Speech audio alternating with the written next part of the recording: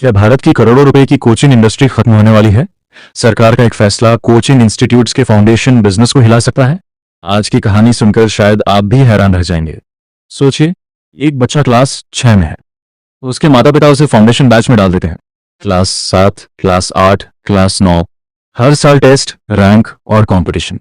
यही मॉडल वर्षों से भारत की कोचिंग इंडस्ट्री की ताकत रहा है। लेकिन फिर आई नई शिक्षा नीति एनईपी, और इसके साथ आए ऐसे नियम और गाइडलाइंस जिनका मकसद था कोचिंग कल्चर को कम करना। क्या कक्षा 6 के बच्चों को नीट, जेईई या यूपीएससी की तैयारी करना सही है? जरा सोचिए, खेलने कूदने की उम्र में क्या एक बच्चा भौतिकी के कठिन सवाल हल करेगा? क्या ये वास्तव में उसका सपना है? अभी तो उसे यह भी ठीक से नहीं पता कि आईएएस होता क्या है। कहीं ना कहीं कई माता पिता अपने अधूरे सपनों को अपने बच्चों पर थोप रहे होते हैं। जो वे स्वयं नहीं कर पाए, उसे अपने बच्चों से करवाना चाहते हैं।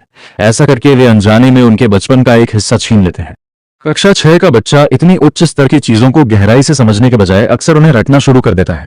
इससे उसकी समझने, प्रश्न पूछने और स्वयं सीखने की क्षमता का विकास प्रभावित हो सकता है। बच्चों को पहले जिज्ञासा, रचनात्मकता और बुनियादी समझ विकसित करने का अवसर मिलना चाहिए। प्रतियोगी परीक्षाओं की गंभीर तैयारी बाद में भी की जा सकती है। एलएन में किस चीज की तैयारी कर रहे हो? मैं डॉक्टर की तैयारी कर रहा हूँ। नीट की? हाँ। ओके, कौन सी क्लास में हो अभी? मैं अभी 6th क्लास में हूँ। 6th क्लास से नीट की तैयारी होती है? हाँ, एलएन में होती है। अच्छा, ओके। तो आपकी एज कितनी है अभी?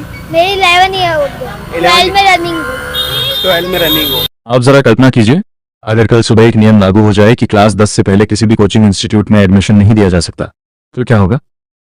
जो इंस्टीट्यूट्स हजारों फाउंडेशन स्टूडेंट्स पर निर्भर हैं, उनका क्या होगा? क्या उनके सबसे बड़े रेवेन्यू सोर्स पर ताला लग सकता है?